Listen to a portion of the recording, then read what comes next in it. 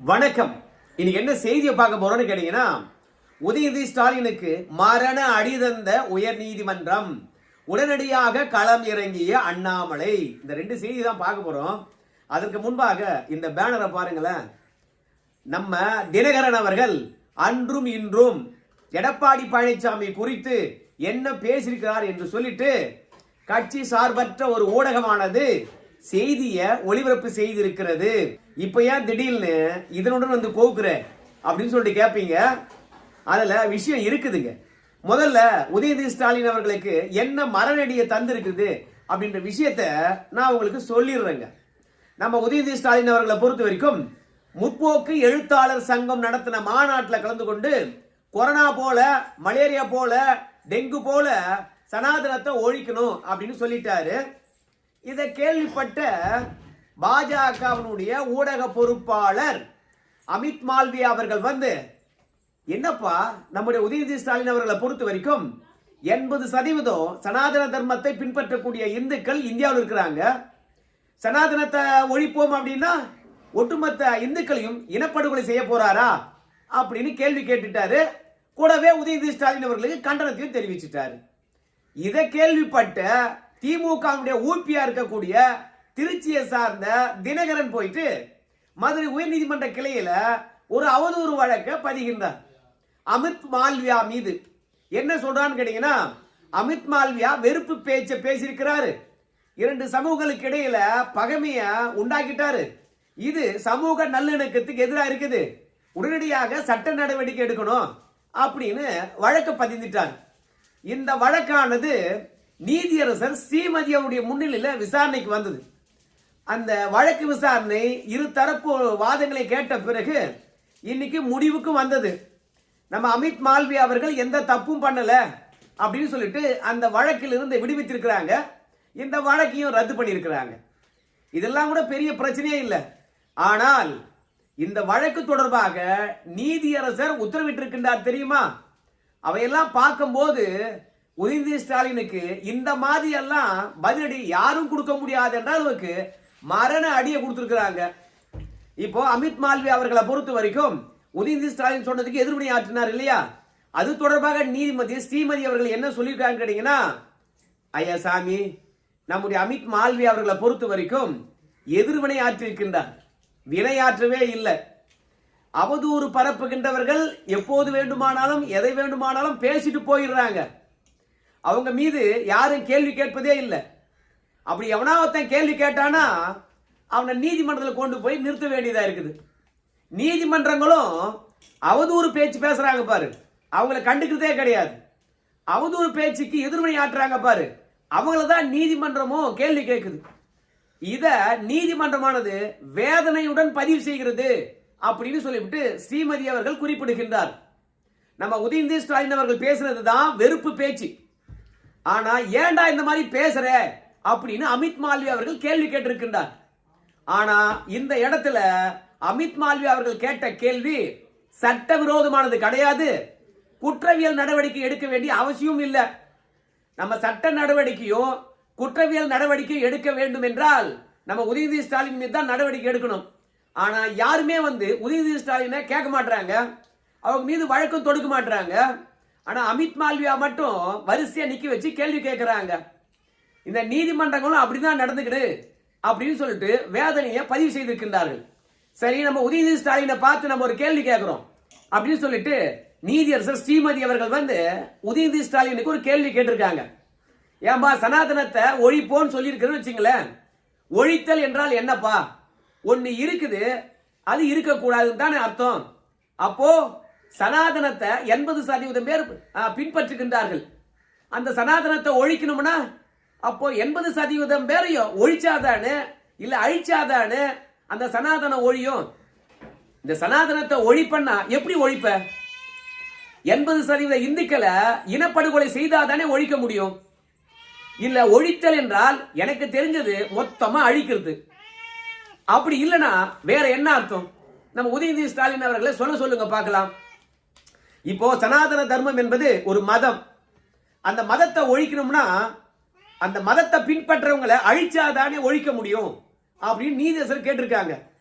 இந்த மாதிரி கலாச்சார மத நிகழ்வுகள்ல யாரெல்லாம் கருத்து தெரிவிக்கின்றார்களோ அவங்க மீது சட்ட நடவடிக்கையே பாய்வது கிடையாதுங்க.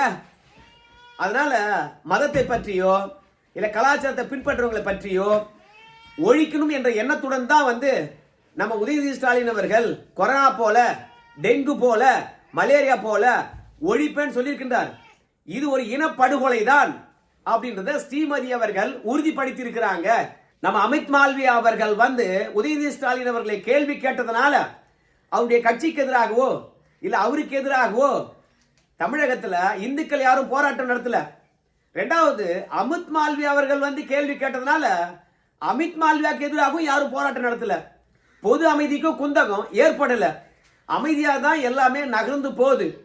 அதனால இந்த தினகரன் என்ற நபர் அமித் மால்வியா அவர்கள் உதயநிதி ஸ்டாலின் அவர்களை கேள்வி கேட்டது சட்ட ஒழுங்கு கெட்டு போயிடும், இது சமூகங்களுக்கு இடையில பகையை தூண்டிட்டாரு, சமூக அமைதி கெட்டு போச்சு அப்படின்னு சொல்றது அத்தனையுமே பாத்தீங்கன்னா பொய் பிரச்சாரங்கள் தான் அப்படின்னு சொல்லிவிட்டு அமித் மால்வியா அவர்கள் பேசுறது எந்த விதத்திலும் தப்பு இல்லை. உதயநிதி ஸ்டாலின் கேள்வி மட்டும் தான் கேட்டிருக்காரு, அந்த வழக்கை ரத்து பண்றோம் அப்படின்னு சொல்லியிருக்கிறாங்க. இந்த தீர்ப்பை நம்ம அண்ணாமலை அவர்கள் தன்னுடைய எக்ஸ் தளத்துல ட்வீட்டா போட்டிருக்கின்றார். அப்படி போட்டுட்டு அவர் என்ன சொல்றாரு கேட்டீங்கன்னா, திமுக காரங்க 100 வருஷமா இந்த சனாதனத்துக்கு எதிராக தான் பேசிக்கிறாங்க. ஆனால் யாருமே திமுக காரனை கேள்வி கேட்பதும் கிடையாது. இன்னைக்கு நீதிமன்றமானது உதயநிதி ஸ்டாலின் அவர்களை கேள்வி கேட்டதே பாத்தீங்கன்னா சட்டவிரோதம் என்று சொல்லிட்டு வழக்கு போடுவீங்களா? உதயநிதி ஸ்டாலின் பேசுறது தான் ஏன் தப்பு, நடவடிக்கை அவருக்கு எதிராக தான் எடுத்திருக்கணும் அப்படின்னு நீதிமன்றமானது சொல்லி இருக்கிறது.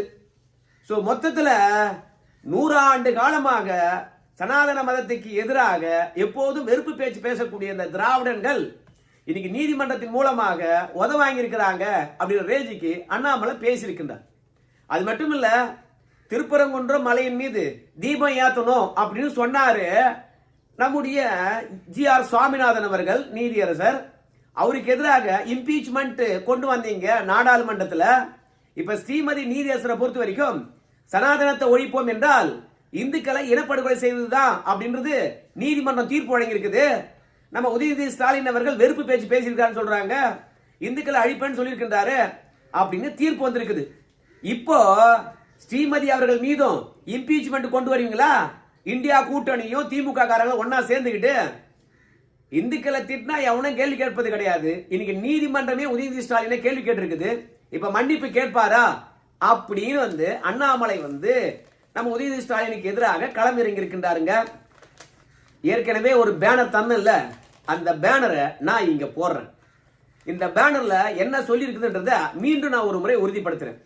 தினகரன் எடப்பாடி பழனிசாமி பற்றி அன்று பேசினது இன்று பேசினது அப்படின்னு போட்டிருக்காங்க. இந்த மாதிரி அன்றும் இன்றும் அப்படின்னு போட வேண்டியவங்க யார் தெரியுமா? யாரு? ஒன்னு சன் டிவி போட்டிருக்கணும், இல்ல கலைஞர் டிவி போட்டிருக்கணும். ஆனா எந்த கட்சியும் சாராத இந்த டிவி எதற்காக தினகரன் அன்று பேசுனது இன்று பேசுனது என்று ஏன் போடணும் அப்படின்னு சொல்லிட்டு கேட்கிறோம். அப்போ இந்த ஊடகமானது எந்த அளவுக்கு திமுக ஒத்து ஊதுன்னு பாருங்க.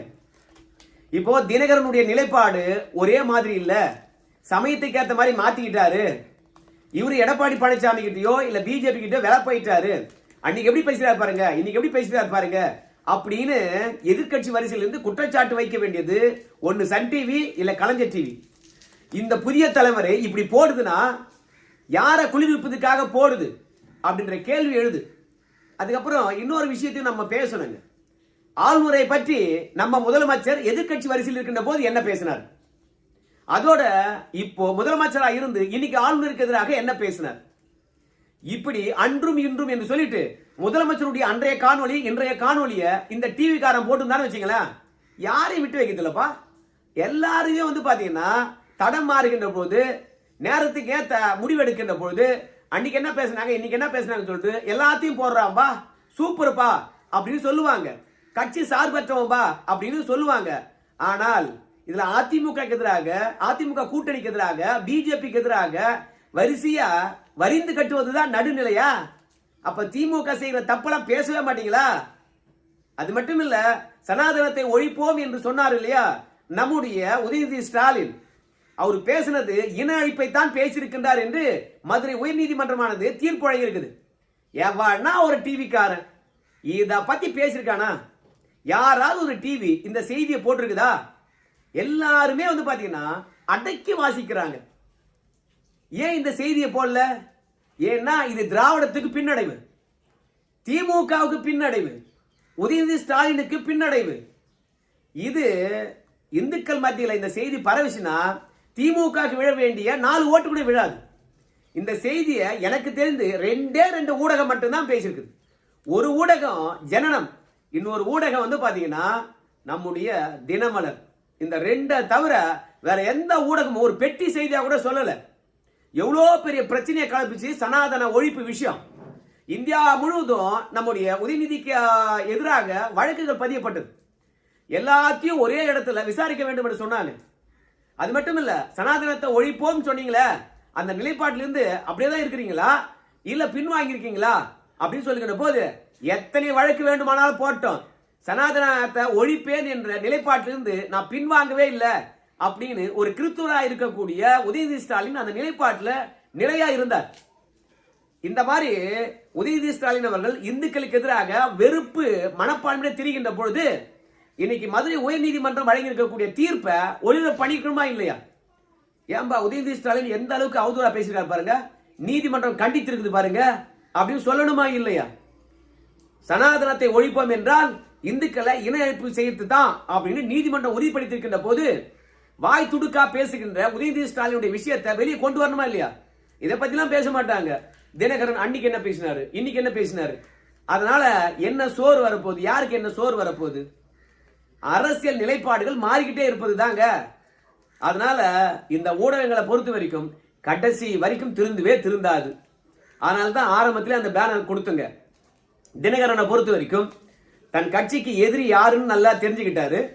2வது திமுக தமிழக மக்களுக்கு என்ன செஞ்சு கொண்டு இருக்குது அப்படின்னு பாக்குறாரு. அது மட்டும் இல்ல, தினகரனை பொறுத்த வரைக்கும் ஒரு நல்ல சனாதனவாதி, கோ பூஜைலாம் பண்றவர். சோ அந்த கூட்டமானது மீண்டும் ஆட்சிக்கு வந்துடக்கூடாது அப்படின்றதுக்காக எடப்பாடியுடன் கைகோர்த்து இருக்கின்றார். எடப்பாடிக்கும் நம்ம டிடிவி தினகரனுக்கு என்ன சொத்து பிரச்சனையா, அடிதடியா, கருத்தியல் மாறுபாடு, கொள்கை மாறுபாடு, கட்சியில் இருந்தவங்க 2 பேர் முரண்பட்டு இருக்கின்றார்கள். ஏன் திமுக இந்த மாதிரி முரண்பட்டவர்கள் யாருமே கிடையாதா? மீண்டும் ஒன்னா சேர்ந்ததே கிடையாதா? இத்தனை நாள் திமுகவை கழுவி கழுவி ஊத்தன எத்தனையோ அதிமுக அங்க போய் சேர்ந்துக்கிட்டான். நீ போடுறது தானே. அன்னைக்கு வைத்திலிங்கம் என்ன பேசினார், இன்னைக்கு என்ன பேசினார்னு அவர் பேசின அன்றைய இன்றைய வீடியோ இல்லவே இல்லையா? மனோஜ் பாண்டியன் பேசுனது இல்லையா? அதே மாதிரி அன்வர் ராஜா பேசுனது இல்லையா? அதிமுக கலந்து போயிருக்கக்கூடிய அள்ளக்கைகள் அன்னைக்கு திமுக என்ன பேசியிருக்காங்க? சேகர் பாபு திமுக பற்றி பேசாததா? இல்ல செந்தில் பாலாஜி ஜெயலலிதா முன்னாடி நம்முடைய கோபாலபுரம் கொள்ளை கூட்டம் என்று நம்ம ஸ்டாலின் ஐயா அவர்களை பேசலையா? அன்றும் இன்றும் போடுங்களேன். இல்ல நம்ம கமலஹாசன் வந்து பாத்தீங்கன்னா அன்னைக்கு டார்ச் லைட்டை உடைச்சாரு, டிவியை உடைச்சாரு. ஸ்டாலினை அவமானப்படுத்த வேண்டும் என்றால் கலைஞருடைய மகன் என்ற ஒத்த வார்த்தை சொன்னா போதும் அப்படின்னார். அன்று இன்று கமலஹாசன் போடுங்களேன். போட்டுருவீங்களா? மொத்தத்துல கூலி கொடுக்கிற எஜமானுக்கு விசுவாசமா இருப்பதை விட நீங்க எந்த கொள்கையை சார்ந்திருக்கிறீங்களோ அந்த கொள்கைக்காக விசுவாசமா இருக்கிறீங்க. நீங்களாம் என்னத்துக்கு நடுநிலை டிவியில் வந்து உட்காந்துக்கிட்டு தமிழ்நாட்டு மக்களை ஏன் ஏமாத்துறீங்க? ஐயோ இது திமுக சார்புடைய ஊடகம் கிடையாது, இது அதிமுக சார்புடைய ஊடகம் கிடையாது, நடுநிலையான ஊடகம் அப்படின்னு பேரை வச்சுக்கிட்டு திமுக எதுக்கு சொம்படிக்கிறீங்க? அதனால மக்கள் ஜனநாயகத்துல தன்னை ஆளக்கூடியவங்க யார் என்பதை அவங்க மனசாட்சிப்படி தமிழ்நாட்டில் என்ன நடக்குது என்று தெரிந்து கொண்டு தேர்ந்தெடுக்க வேண்டும். இந்த ஆட்சியாளர் நல்லது பண்ணியிருக்காங்களா கெட்டது பண்ணியிருக்காங்களா அப்படின்றத தீர்மானிக்கணும். அதுக்கு ஊடகங்கள் வந்து பாத்தீங்கன்னா நடுநிலையா செயல்படணும். நடுநிலையா செயல்படணும் வச்சுக்கலாம், வெளிப்படையா அறிவிச்சு போங்க நாங்க அந்த கட்சிக்கு சார்புடைய ஊடகம் தான் சொல்லிட்டு அப்புறம் என்னத்துக்கு நடுநிலை என்ற ஒரு மண்ணாங்கட்டி. அதனால சத்தியமா சொல்றேன், ஒரு கூட்டணி உருவாவதுக்கு தலைவர்கள் எவ்வளவோ மெனக்கெடுக்கின்றார்கள், எத்தனையோ அவமானங்களை சந்திக்கின்றார்கள். ஆனா அவற்றையெல்லாம் ஒரே நேரத்துல நடுநிலை ஊடகம் என்று சொல்லிட்டு அன்று இன்று போட்டு நாசமாக்கிறீங்க. நீங்க என்ன யூடியூபா நடத்துறீங்க? யோ மெயின்ஸ்ட்ரீம் மீடியாயா, உங்களுக்குன்னு பொறுப்பு இருக்கியா? ஜனநாயகத்தில் 4வது தூணுயா, அதை உணர்ந்துக்குங்க அப்படின்னு சொல்லி இந்த வீடியோவை நான் முடிக்கிறேன். நம்ம உதயநிதி ஸ்டாலின் அவர்களை பொறுத்த வரைக்கும் நான் இன அழிப்பை பற்றி பேசவே இல்லைன்னார். ஆனா இன்னைக்கு நீதிமன்றமானது உறுதிப்படுத்தியிருக்கிறது இன அழிப்பை பற்றி தான் அவர் பேசிட்டான்னு சொல்லிட்டு. அப்போ இந்த கூட்டத்திடம் இருந்து இந்துக்கள் ஜாக்கிரதையா இருக்கணும் அப்படின்னு சொல்லி இந்த வீடியோ நான் முடிக்கிறேன். இந்த வீடியோ தொடர்பாக உங்க கருத்து சொல்லுங்க. நன்றி.